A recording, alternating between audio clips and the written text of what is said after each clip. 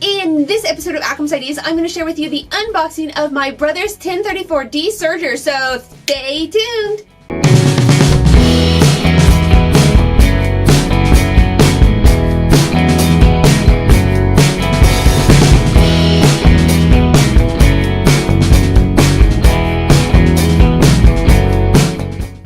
Hello and welcome. I'm Akram Burris, and you're watching Akram's Ideas, bringing creative and crazy ideas to life. In this episode of Akram's Ideas, it is the day to finally open and unbox my brand new brother's 1034D Serger, which I got for my birthday. Now, before we open it, let me just give you a little background. Many of you have probably already seen my anniversary and birthday haul video. But I got this for my birthday, a present from my husband. And when we determined that I was going to get a serger for my birthday, he asked me to do some research to figure out which serger I wanted. I actually went on several of the sewing Facebook groups that I'm in and asked around to see which serger people recommended. And there were lots of variety, but the Brothers 1034D was a very popular one. I also did some research on YouTube, and I found that the Brothers 1034D actually had several videos out there on YouTube of people using it, how to thread it, how it works. Especially Jennifer from the Sewing Report has a couple of videos on this machine. And I figured the machine that has the most information out there would probably be the best choice for me, since I was probably going to need to reference others, tutorials and articles and things like that, since this is my first serger. This was also a really, really good price. This serger is under $300, so it's kind of your introductory serger. But aside from that, I actually found it under $200. I did some searching online, and the best deal I found, it was like $196, was at Home Depot. Yes, the hardware store. They actually sell small appliances, including sergers and sewing machines and what have you. You can only order these items online, but they ship to the store, so they can ship to your local store with no added shipping fee, which is also such a great deal. And when I actually picked it up from the store, the clerks were really surprised that they even sold such an item. But it does do you good to do some research and find which one is the best price. So now, with a little background, I'm going to go ahead and open her up. Alright, so I'm really excited. I've got a little razor blade here that I'm going to cut into the box. Now, what's also cool is that this box actually says that it comes with a extra blind hem foot and gathering foot, along with the regular foot. So up at the top here, it appears we have all our instruction booklets. It also appears, yeah, that we have some CDs, instructions for Windows 95 or later, which I don't even know if I have a computer with a CD slot anymore. So we will see about that. But it also has the manual, which is very important. I'll set that aside. The foot pedal for it. And this is the, looks like it's the little front box. What's it say here? Oh, the trim trap. So it catches your trimmings, I guess. Alright. Oh! It is already got thread on it. This is really nice. Okay, so it's got a little nylon cover here. And it looks like it's a lot set up. Oh, and it's got this nice little zip bag that includes, I guess, some of the feet and stuff. And it even came with needles, which is nice. And that's attached, so I'm going to go ahead and grab it. Oh, I guess this little piece fell off here. Oh, and here it is. Ta-da! It looks like it's actually already threaded, if I'm not mistaken. I'm going to go ahead and open it up here. I believe I just slide this out. And yes, it appears that it's already threaded with the sample threads that are on there, which is really fantastic because it gives me the opportunity to just play with it straight out of the box. It's got the little trim piece that connects, I believe, I'm just covered in tape. Okay, I believe, oh, so this part obviously comes off for when you're doing sleeves. And I believe this little trim piece, this trim catch, kind of snaps in under here. Is that right? Something like that? Something like that. I'll have to look at the book.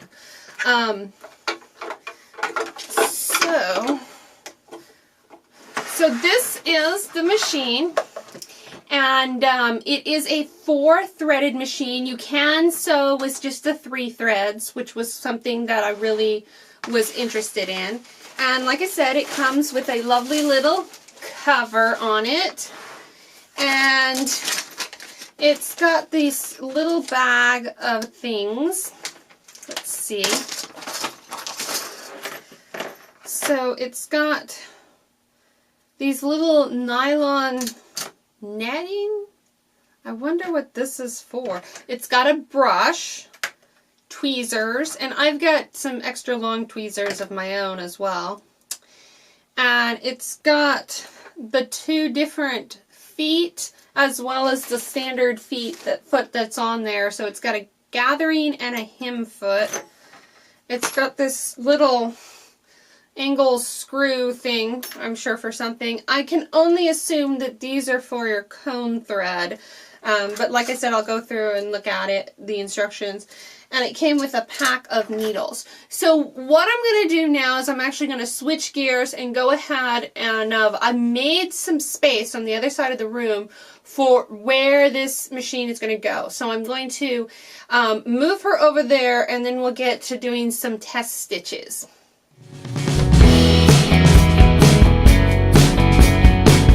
Alright, so I've done a little bit of rearranging. Many of you, if you've seen my sewing room tour, you're probably familiar with this wall.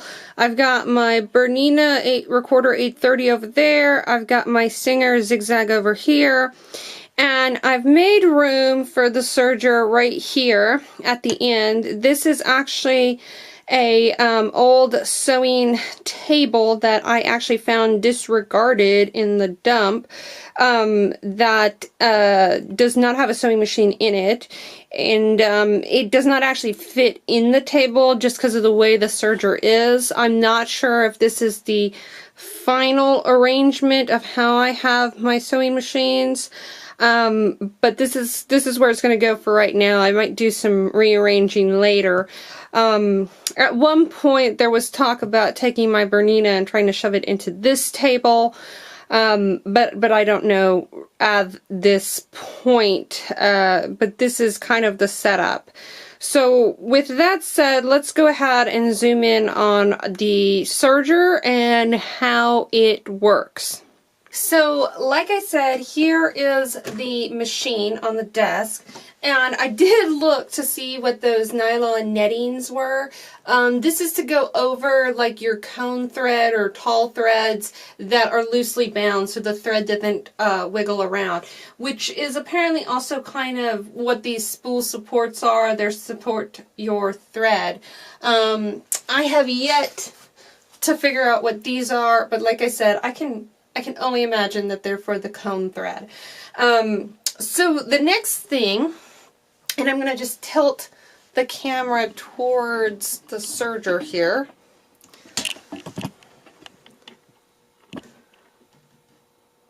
There we go. Alright, so the next thing that I'm going to work on is getting this little tray in here. And according to the instructions, it just kind of snaps in here. So if I can just kind of get it to snap in.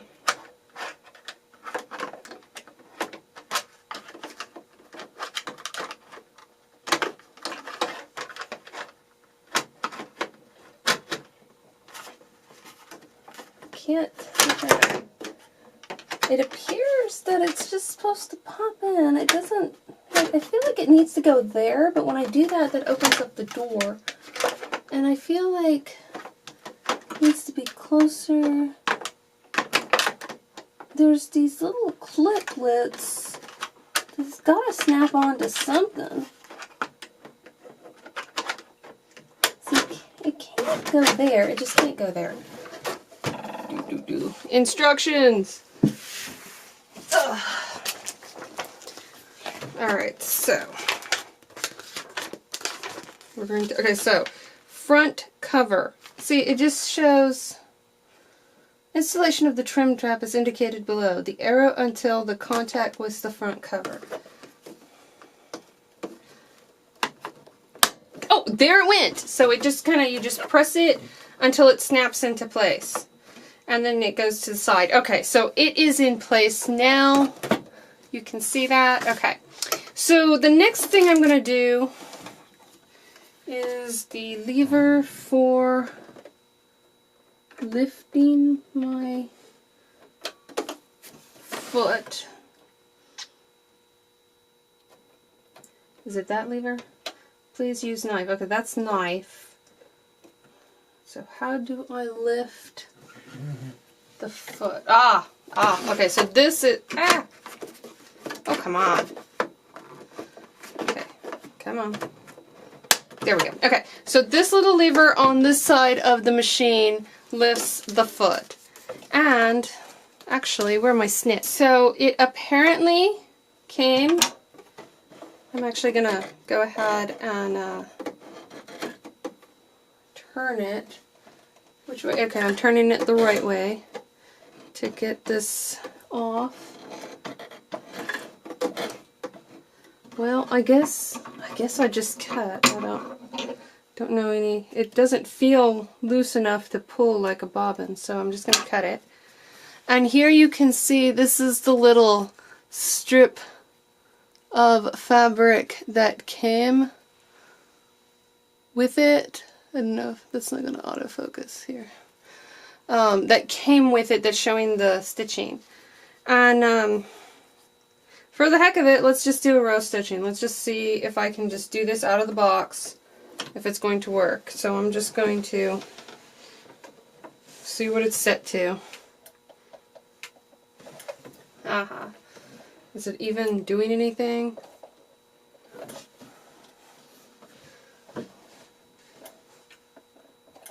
No, it's not. Well, it's plugged in, and my foot's plugged in, but obviously something's not right. Okay. So, obviously, nothing on the foot. Okay, so obviously I'm going to need to do something else to get the foot to work.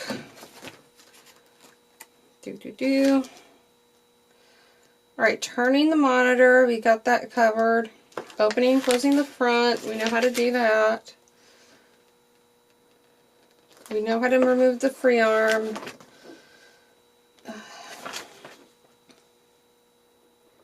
Instructions for differential feed. That's the bottom here. Before threading, well, it's already threaded, so we just want to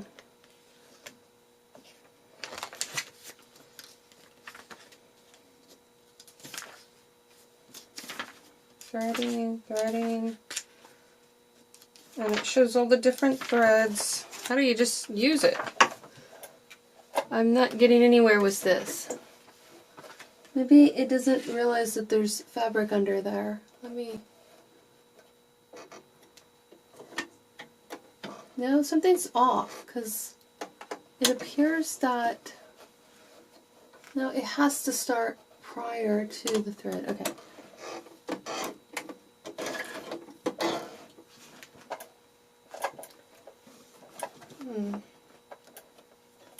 There's gotta be a way. And that's whether I want the knife on or off, I suppose.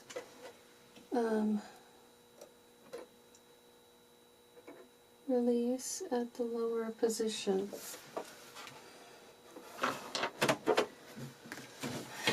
Everything is plugged in. It's on, obviously. I've got lights. Oh, wait. Are you telling me it wasn't on? Aha! Alright, it wasn't on. I thought it was on because I had light, but the light was coming from my... Okay, I feel totally ridiculous now, but it was not on. Okay, so... Oh my gosh. Alright, so... And actually, I guess I'll have to, like... It does not appear to have, like, any kind of tension release as you come out. Actually, that looks really super good on this little bit of cotton here. And I'll try to do a zoom in on the sample. But that was actually pretty easy.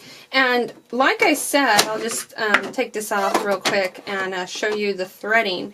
And it comes with all the thread already wound here. Of course, I can see it getting a little bit tangled here because they're really loose on there.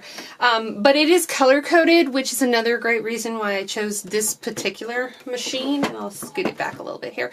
But it's got the yellow, the pink, the green, and the blue. And I believe they're numbered 1, 2, and 3. 1, 2, 3, 4. And... so the thread is all color-coded to go with it, and like I said, it was already pre-threaded. So you've got the blue that goes down, and blue is one of the loopers at the bottom, as well as the green, which is number 3. And if I'm not mistaken, from what I could tell from some of the videos that I watched, you're supposed to thread the number 3, the one of the bottom loopers first before you thread the number 4 looper. And then you do 1 and 2 consecutively. So 1 and 2 are the top threads. It appears it has a twin needle going through it, and the little angle screwdriver thing was to change out needles. So that's how you change out the needles. It's got the basic foot on there, and it does have the knife cutter on there as well. And I'm sure these are different lengths, and I've got to read to figure out how far over to do the knife settings. I'm gonna play around with it some more before I change out threads. My goal is to actually change out the threads to gray, because I have my slouchy cardigan that I just sewed up in gray, and I'd like to go ahead and serge all the seams since it's not a lined cardigan. I was going to go ahead and do all the seams on the serger. So there's that, which then I'd have to just change out the thread all over again to golden thread so that I could work on my chestnut sweater that I've got cut out. So that's as much as really what I've got going on right now. I'm going to do some more practicing with this. So I've been playing with the serger a couple hours now, and a couple of things that I've learned. First off, let me just snap off this. One of the big things that I've learned, and I'll go ahead and zoom in here if I can, is that the threading is a little trickier, especially for the lower looper, which is number 4 here. This particular threading feature has to go through this little snap portion, and it kept coming unthreaded. Also, I'm they probably came preset with a little bit cheaper of a thread, so the thread was broke, and then when I try to restring it, this one kept coming out. I've actually got it further back than I think it's meant to be, but since doing that, it's fixed that problem. So that one is actually really tricky. The other ones seem to be doing a good job. So there's that. I also figured out a little bit more on the spacing here of where you're supposed to be stitching, because I wanted to make sure that the blade would cut only the seam allowance and that the stitches would line up with my seam allowances. And to do that, what I was doing, if I have some good examples here, is that I actually sewed, as you can see here, I actually sewed, I don't know if you can see, but I've actually sewn a black stitch of regular seam allowance on a sewing machine to sew where the 5/8 was, and then try to get it lined up here.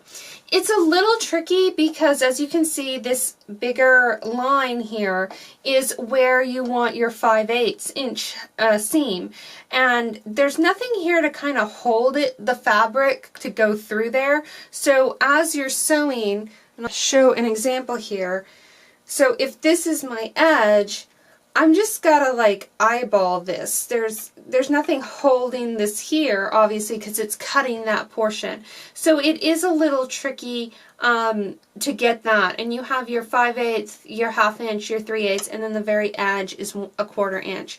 Now your knife is set up by default to cut to the 1/4 inch, or just a little past a 1/4 inch, because if I was sewing the 1/4 inch fabric, if I had a seam allowance that was at a 1/4 inch, it would still trim off. So it's probably at 1/8 of an inch for the trim line. Now you can change that. On the side here is your stitch width, and your stitch width pulls your knife out, but at the same time it also pulls out these measurement markers. So it's a little complicated. I haven't found a good tutorial about how to address that.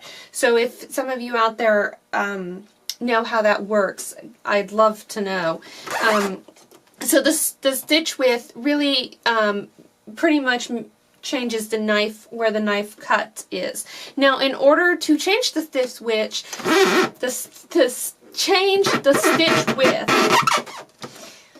in order to change the stitch width, the first thing you have to do is lock your knife. So you have to move the wheel until your knife is in its lowest position, and so basically the needles are all down. And then back on the side here, there is a little knob that has the knife in motion or in a stationary position. Once you're in stationary position, then you can change these knobs. They are pretty much locked until you do that. Now also on here are all our R settings, and that is for the rolled hem.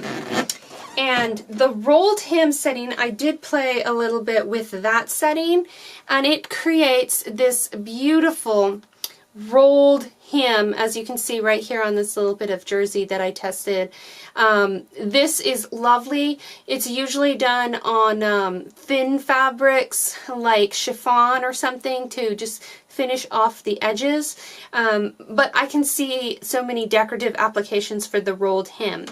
I have yet to play with the gathered foot or the blind hem stitch, but the blind hem stitch I think is going to be one of my favorites, just because I make a lot of skirts, and I think it's going to be really helpful, especially since I actually have a pair of store-bought pants that the blind hem came undone on, and so that will be my first fix with a blind hem once I get that set up. So I've done a couple of stitching, and I'm really happy with it. It seems to be working really, really well, and now the only thing left for me to do is actually change out the threads on what's on there now to the color that to the gray, so that I can finish up the slouchy cardigan because I want to go ahead and finish all the seams with the serger so that it looks nicer on the inside, since that is an unlined cardigan. So that's my next step, and I'll have another blog post all about the slouchy cardigan, which I did for the Cozy Cardigan Challenge.